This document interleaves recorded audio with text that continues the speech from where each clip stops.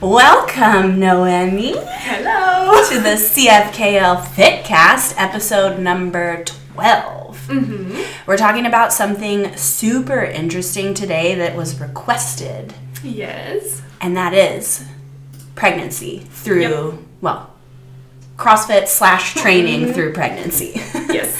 And then postpartum stuff as well.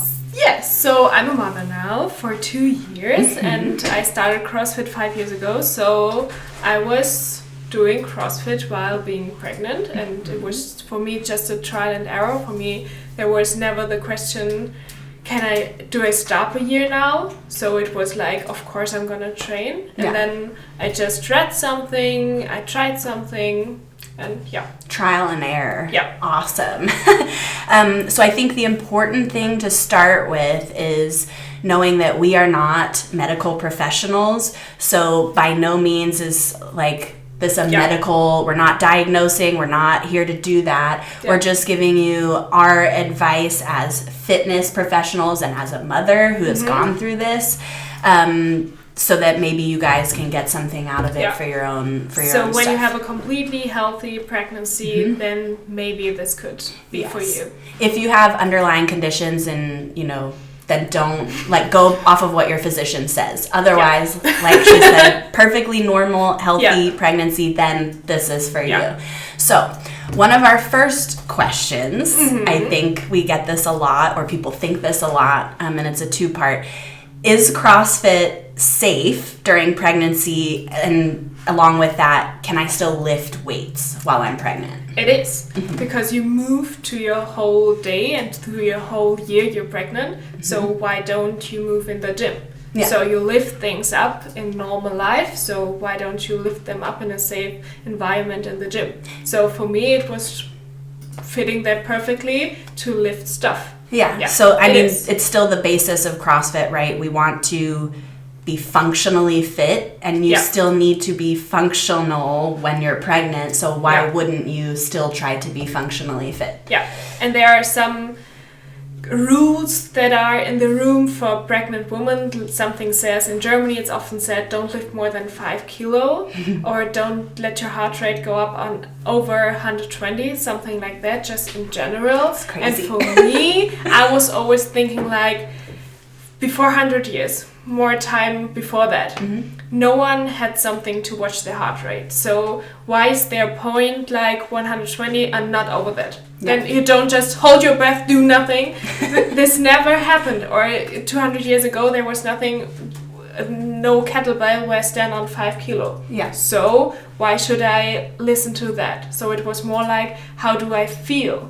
I would never go in a death zone in a workout because I don't feel like it when I'm pregnant. Yeah. I don't want to lift weight I feel uncomfortable with. So I lift something I feel good with. And that's something I think that it was a long time before and it worked pretty well. Yeah. So this is something I could listen to. Yeah, listening to your body, I think, and this goes pregnancy or not, listening to your body is so important in the fitness world and what we're doing, but especially while you're pregnant. If something makes you uncomfortable, then we can find a modification, whether it's weight or a movement, right? If it's uncomfortable, don't do it. Let's find another option. And I think that's the most important, to listen to your body. So then another question coming out of this perfectly is, because you were doing CrossFit before you were pregnant, what if you were not training, no fitness, no nothing?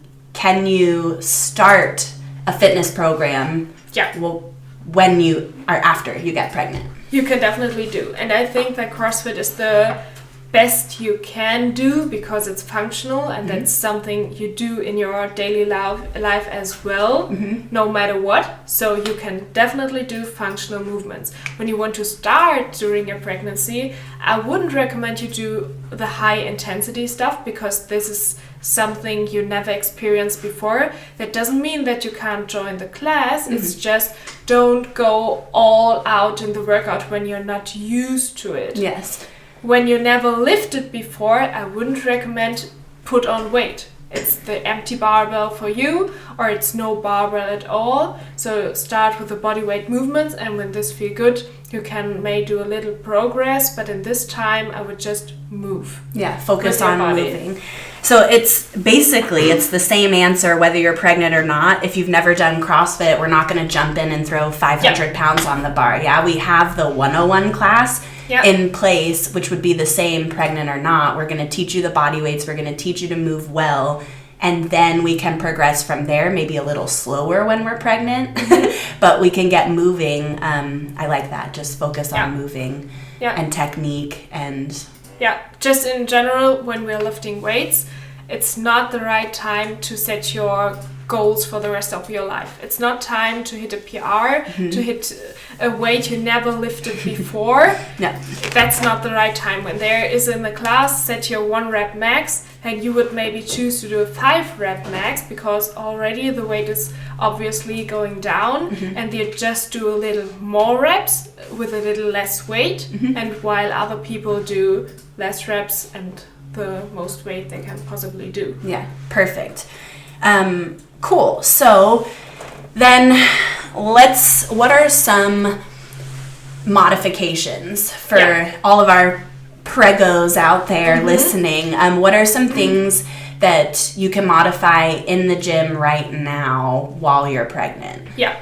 First of all, when the belly is growing, you don't want to use the abs anymore like you did before because they're going to spread apart to make room for the baby, so you don't use them like they were in place like they normally do. So I wouldn't recommend doing sit-ups anymore because there are no abs to do the work. It's just gonna add pressure on your belly. So I wouldn't do stuff like that. So you can do instead hold something, plank holds, something like this. You can always do. Yeah.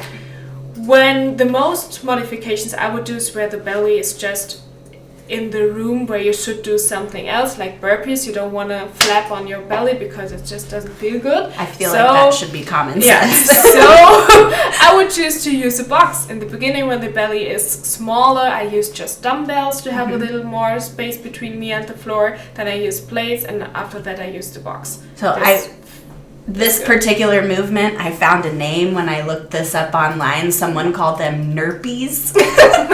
Okay. A no push-up burpee. Yeah. It's a NURPee. It's a NURPee. That sounds good. Yeah, I like it. I'm going to tell everyone this term. Okay. So, NURPEes. Then I started to feel at some point just like a water bubble running around. I was just wobbling, so I decided not to run anymore at some point, so I started rowing. Everyone, when they went for a run, I went on the rower and just did my meter there. Yeah. So again, that's based on feel. So just finding modifications, finding things that are comfortable for you to do that work the same, like running. You want another cardio movement, so bike or row.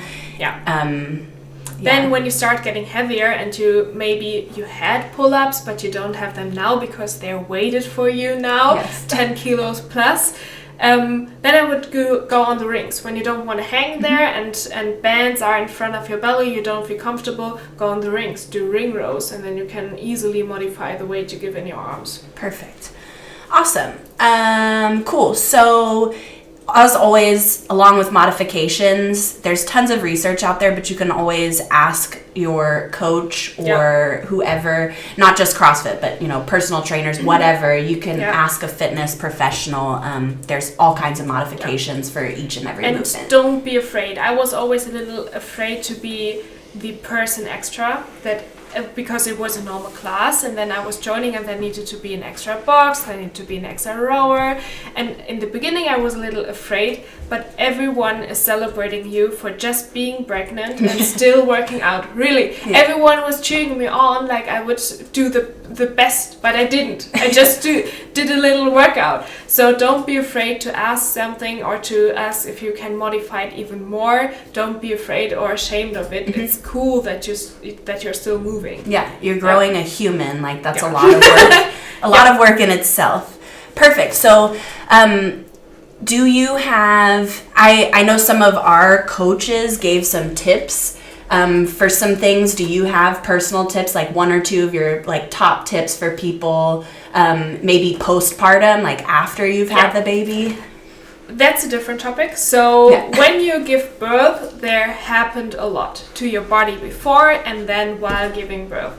So I would see this times as a time of rehab. You need to give your time to recover from what just happened. There's a lot of pressure on the pelvic floor through a whole nearly a year or half a year, so this needs to be strengthened. And your abs are going to spread apart, so they need to come back. And in Germany we have a lot of pelvic floor stuff, and every woman after giving birth is going to do a course with more than 10-12 classes where she learns how to strengthen up, how to get the abs back together. This is so cool. This is super cool. Everyone in Germany should do it. Yes. And everyone else. There's a lot of videos out there and a lot of tutorials. I would really give myself time, but also the work it needs to be done to get my abs back together.